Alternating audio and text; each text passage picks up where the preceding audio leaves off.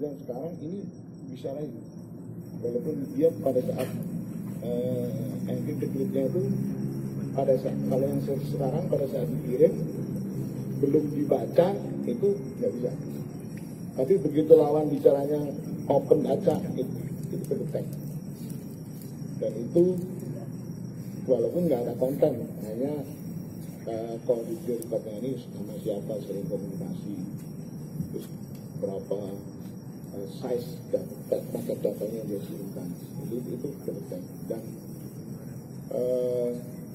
kemudian tadi yang traffic misalkan di handphone juga itu, makanya tadi di waktu diskusi di awal,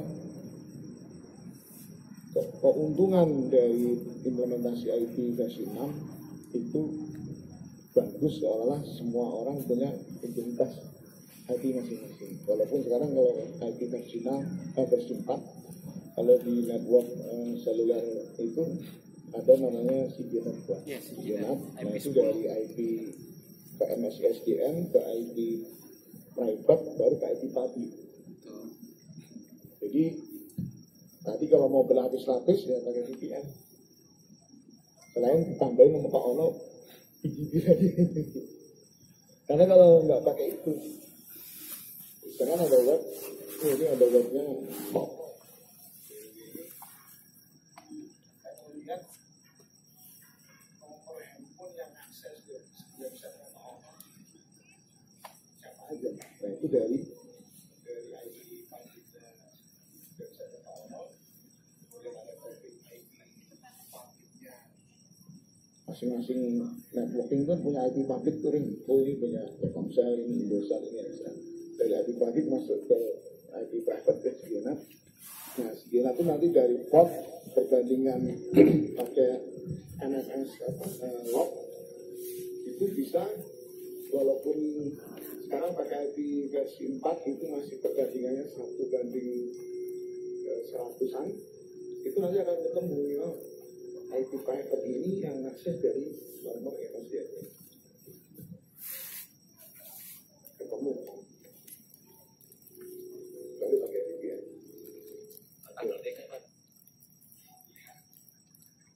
Mainannya kornet. Ya. Kurang, kalau bisa produksi SDN Komersial lebih banyak lagi. Iya. Jangan-jangan orang asing menguasai. Iya.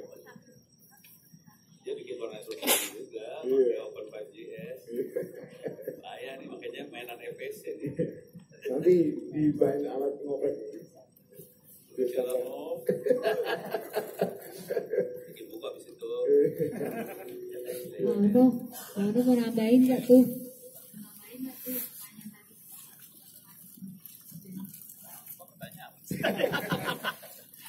Poinnya apa nih tadi? Yang pertama itu aplikasi sekarang kan bank digital sebagainya, banyak aplikasi digital, udah gitu. Nggak bisa menghindari itu ke depannya. Iya. Terus bocor, terus gimana ya?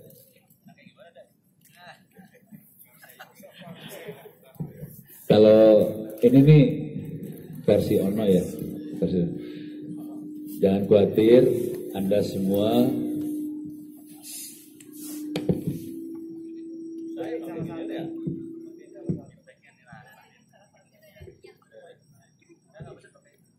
cek.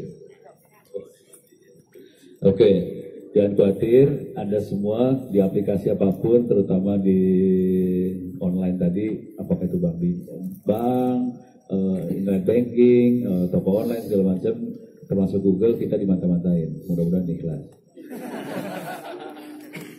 Gitu ya.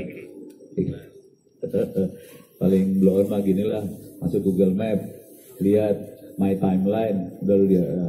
Nah, terus udah gitu kan ngomongnya, apalah artinya saya ya, rakyat biasa ya. Jangan khawatir, itu menyebalkan sebenarnya, soalnya mereka semua pasti akan memprofiling dan mereka melakukan klasifikasi. Misalnya bangsa Indonesia sukanya apa sih? kira-kira teknik marketing ke bangsa Indonesia seperti apa sih. Jadi lebih dieksploitasi dari kemauan kita. Memang mungkin untuk personal kayaknya nggak ada artinya ya. Tapi kan nyebelin banget nih. Kita bisa kelihatan semuanya udah gitu dia klasifikasi. Nah terus enaknya seperti apa kita? Nah di sini fungsinya yang tadi undang-undang PDP harusnya semua itu nggak dieksploitasi sih sebetulnya.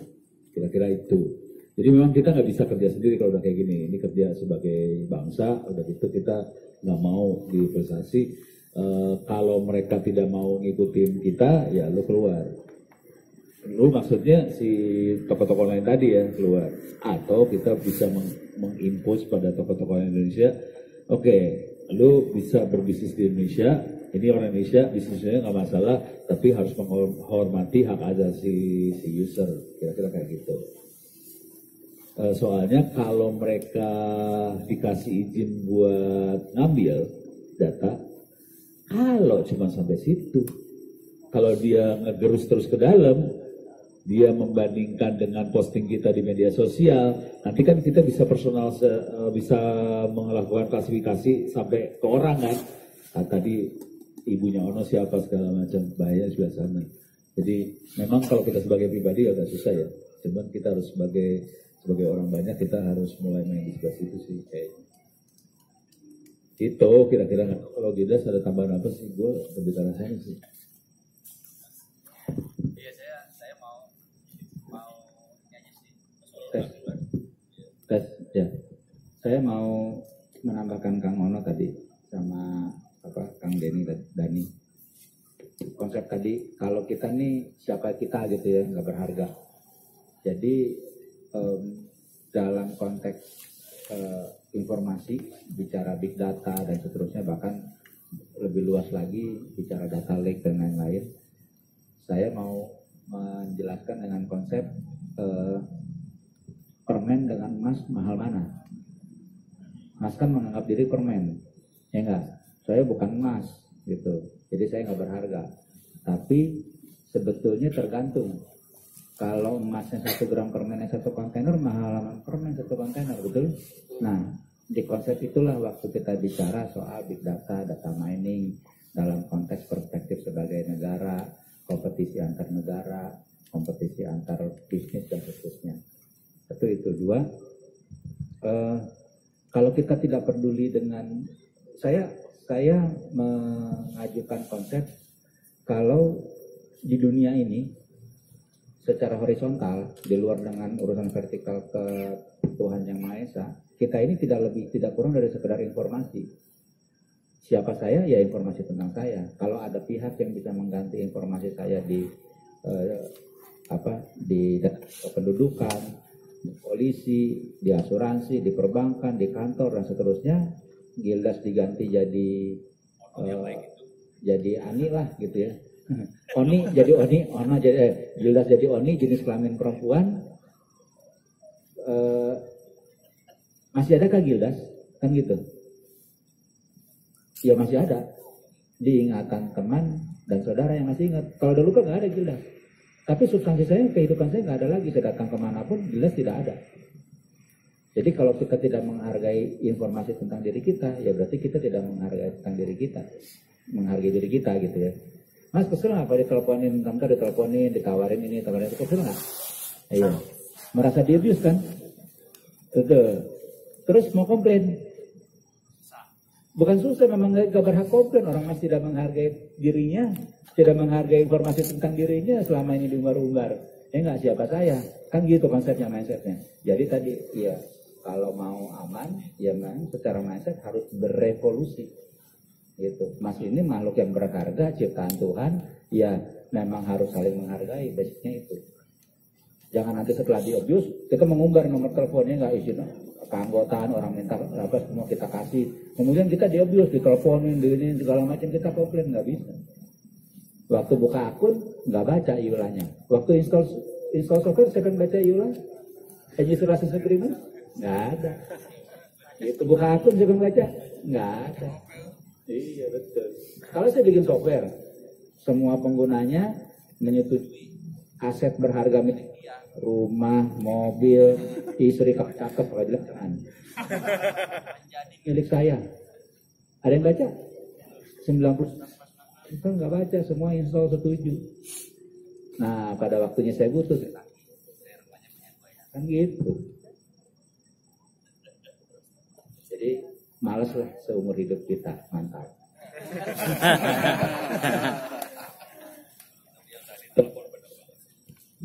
Jadi salah satu yang terasa telepon. Makanya gue nggak pakai telepon selamat tuh. Tapi kan udah beralih ke WA sekarang. Gue nggak. Oh dia orang-orang. Pakailah WA. Makanya gue nggak pakai telepon, nggak pakai WA. Iya. Makanya bini gue suka marah sama gue soalnya nggak bisa dihubungin. Prof, alasan nggak pakai WA apa, Prof? Alasan yang mendasar nggak pakai WA? Jadi dia ngomong. Udah pernah sadap. Kamu sadar kan? Ini tadi ngomong itu tadi. Ya, betul ya. Dia model ngomongnya gitu, kayaknya nggak ada bapaknya padahal marah yang diomongin.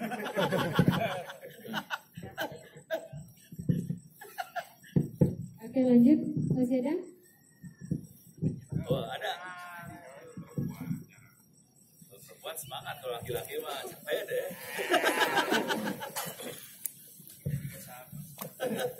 Selamat malam, Bapak-Bapak yang ada di depan.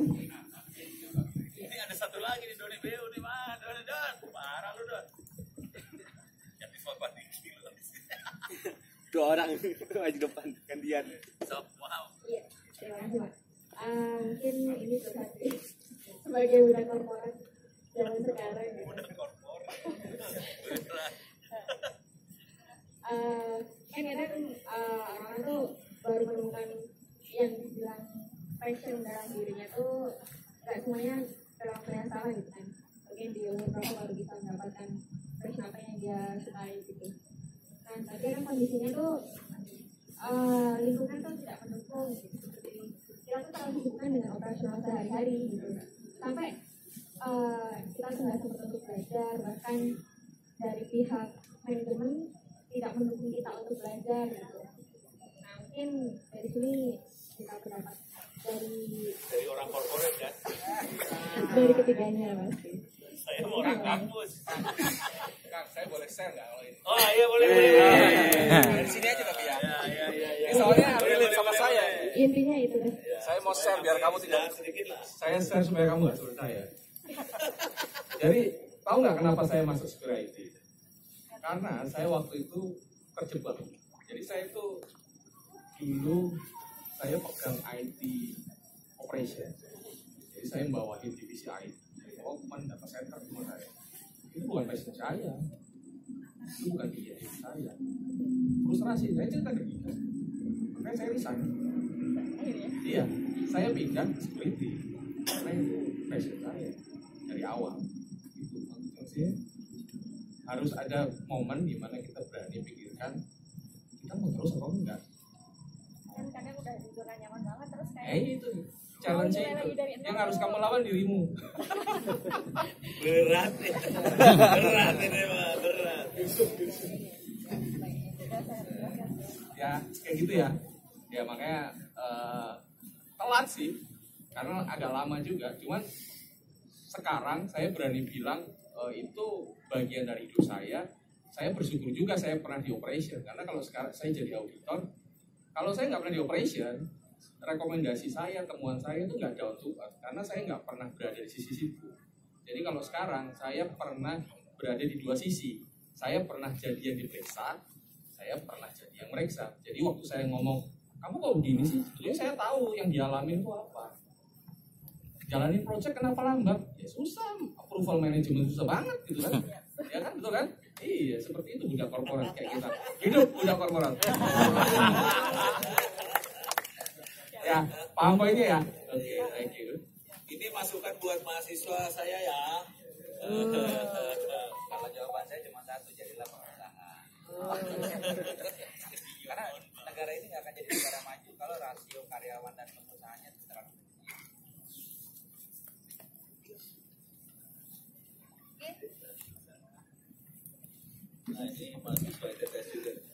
Assalamualaikum warahmatullahi wabarakatuh. Selamat malam, Pak. teman-teman semua. Cukup menarik untuk membahas tadi yang disampaikan Pak Gedas ya, untuk data mining. Untuk kebetulan saya backgroundnya kan di IT juga, dan tahun 2016 itu saya berhenti bekerja. Dan tadi yang disampaikan Pak Doni kebetulan juga saya rasakan juga, dimana Pak Diki ya, dimana saat saya bekerja juga ada banyak hal yang menjadi apa ya, dan jalan buat saya saat bekerja. Singkat cerita, tahun 2016 saya berhenti dan sampai sekarang saya menjadi seorang digital marketer. Nah, berbicara tentang data mining, saya ingat saat ini Apple itu sendiri sudah membuat satu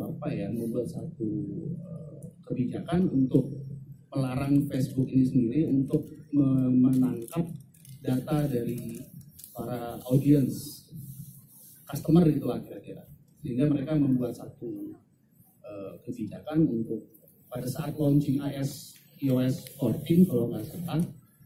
Jadi di saat launching itu sendiri di Apple-nya sendiri dia akan ini Pak kasih remind kita mau menolak atau exit setiap traffic yang keluar gitu Pak.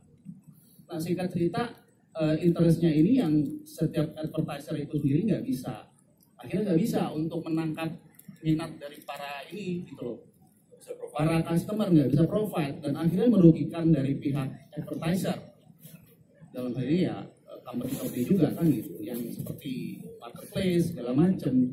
Nah yang mau saya tanyakan, tapi saat ini Android tetap bisa melakukan itu gitu Pak. Nah dari perspektif security bagaimana melihat fenomena ini, karena memang Android sendiri masih terbuka untuk advertiser bisa melihat interestnya Pak. Terima kasih. Kita buat di mining usernya ya.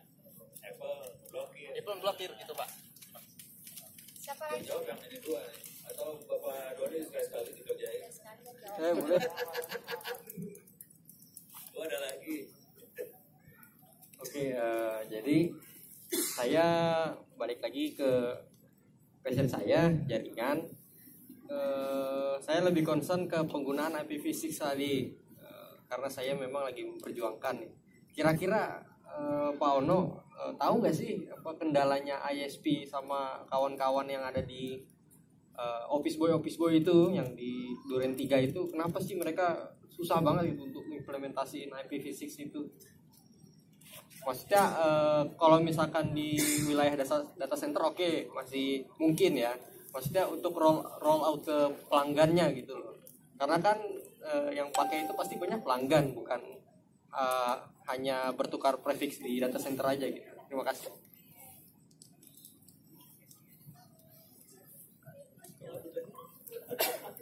Ayo siapa yang mau jawab? Itu yang data mining dulu. Itu yang udah. Jadi benar tadi kata Kang Daniel, pengguna iOS itu relatif lebih aman. Kenapa? Karena semua sudah di-take care oleh Apple.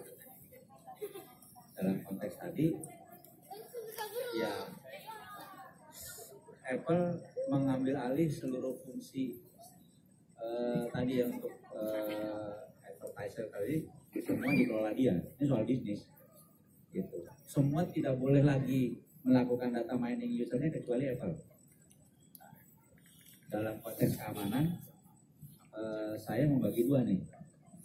Apple itu seperti Tuhan, nggak bisa dikudeta.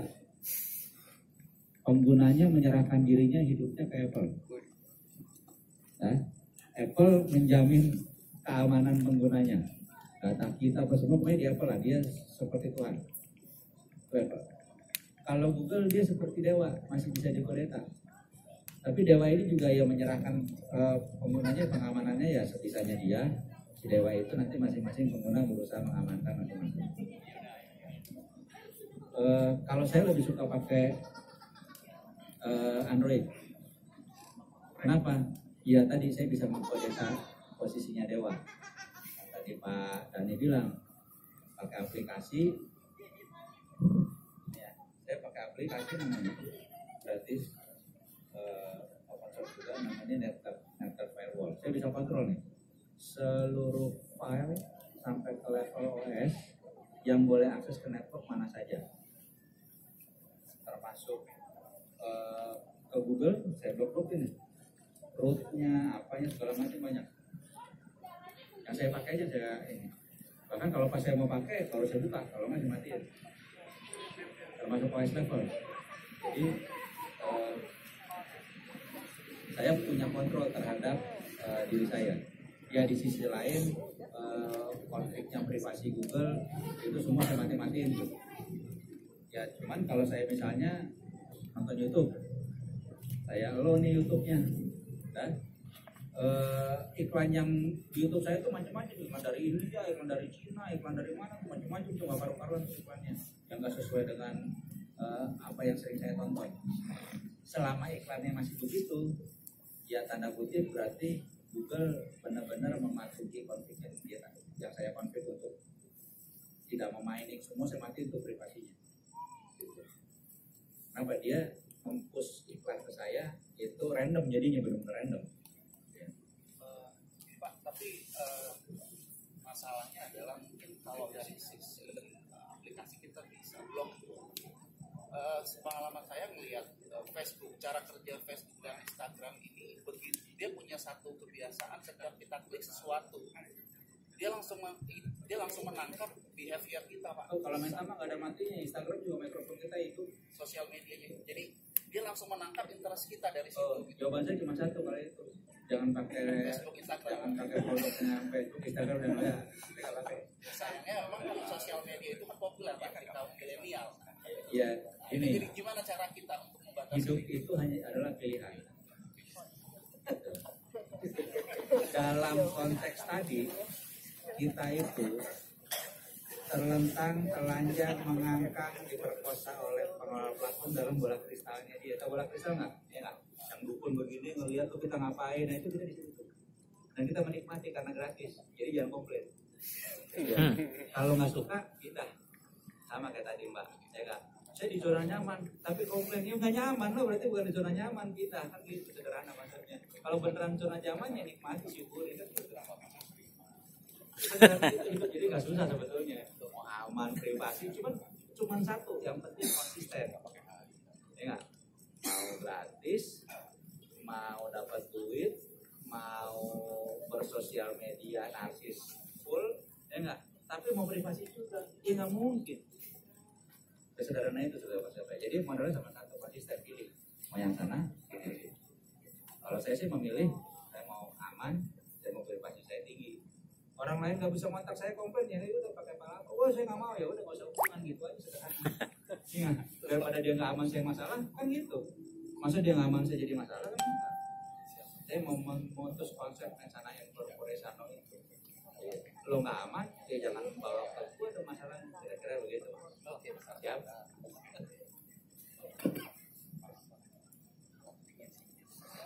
Nah ini jadi mungkin saya bisa sampaikan, saya paham ya setelah ada update OS itu, jadi yang tadi sampaikan bahwa ini profiling dari customer itu kurang dekat untuk dari OS nya nggak dapat. Sebenarnya dari perusahaan advertising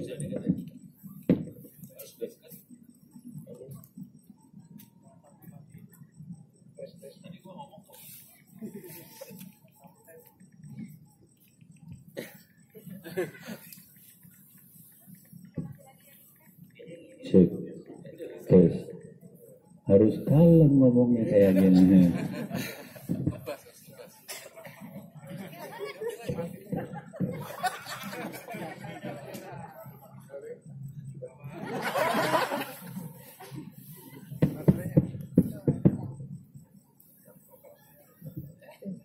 Baterai ya, tergantung yang megang. Ya, kayaknya gue yang megang, gue yang ngomong coba. Grip. Jadi mungkin langsung ya bahwa masih ada kesempatan untuk kerjasama itu dengan mungkin nggak bisa semua traffic dari tapi ngomongnya dekat. jadi harus bisa bekerja sama dengan provider. Misalnya Telkomsel, Indosat, mereka punya deep packet data inspection yang memang untuk kepentingan advertising. Mereka ada di litigasi itu dipisah untuk kepentingan penegakan hukum sama advertising. Itu pasti compliant masalah, apalagi ada yang undang-undang PDB ini ya. Kalau mau nanti kalau informasi sosmed biasanya informasi umum habis sekarang bisa di crawling tapi nggak seperti dulu kita bisa dapat user ID, nomor handphone, email, list friend-nya siapa kecuali kita as friend mesin kita sebagai teman itu dapat semua. Tapi kalau dia di security privacy-nya di setting advance dapat. Tapi kalau kerjasama bersama dengan provider itu mereka nyediain layanan itu. Itu memang kaya. Itu kalau di bank kita kan hampir seluler traffic itu dari total 18 BPS. Kedengeran nggak? Kedengeran? Itu selulernya itu hampir sekitar 70%. Kalau itu trafficnya LS, jadi di situ nanti akan dibuka IPDR, data report. Oh ini nomor ini sering terus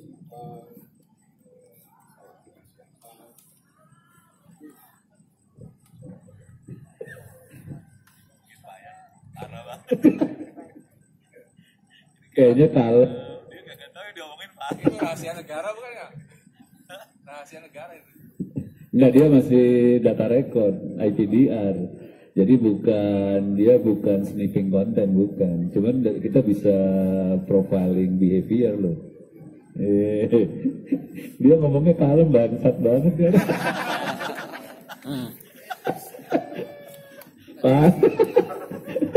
itu memang kayak Twitter, Facebook, keluarin API berlangganan. Tapi setelah kasus Facebook kena 5 billion US, itu merah tutup. Tapi tadi misalkan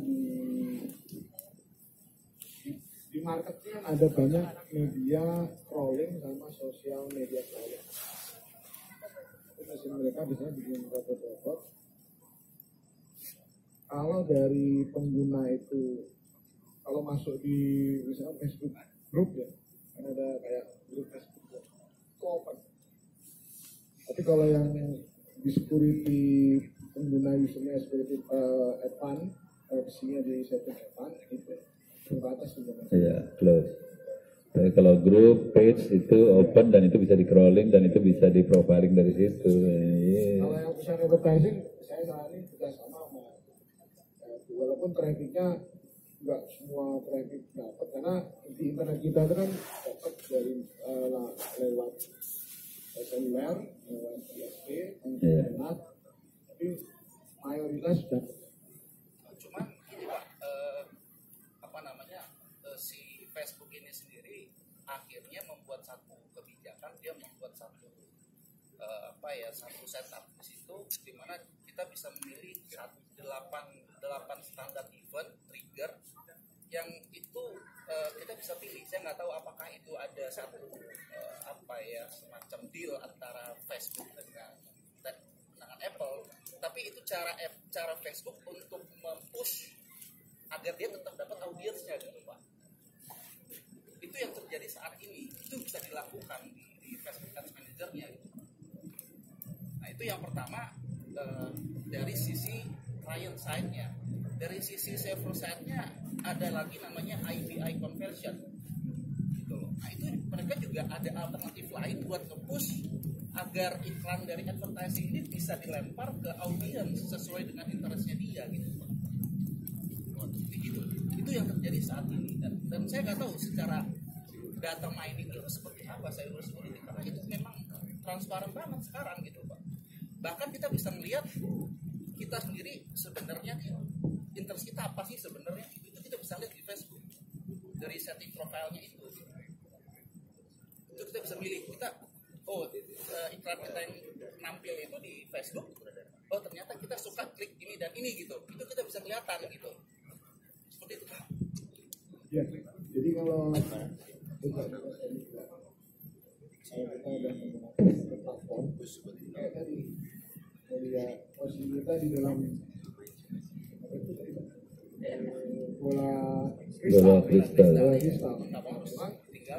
Kalau di perusahaan advertising, kalau masuk iklan di Facebook atau di YouTube, memang request itu ada tarif jangkauan itu kan ngikuti dari kondisinya Facebook atau YouTube dan di situ bekerjanya sesuai cara kerja yang AI-nya dia algoritma itu dia. Tapi kalau tadi pengen nggak tergantung Facebook atau sosial lainnya bersama itu kalau ISP harus satu. Problemnya itu kalau kita nggak pakai Facebook Pak dari API conversion itu bisa Pak lewat web server langsung. Ya kalau di operator paling dari operator paling ya. Bisa dari operator karena dari operator itu tahu Mas bisa apa. Ya artinya itu bisa apa nggak mau bedanya trafiknya ada. Terus sering browsing apa keluar tuh URL alamatnya walaupun katanya nggak ada tapi URL ini kan. Mas ini sukanya baca ini di handphonenya ada aplikasi ini dan sering dipakai aplikasi ini itu kalau di traffic IDPR tapi kalau tadi PK pakai sosmed ini sudah ini dari sisi satunya lagi lowongan kerja untuk data science, data engineer di operator gede. Ya, ngomongin parah banget lu. Parah dia mau. Jadi kayak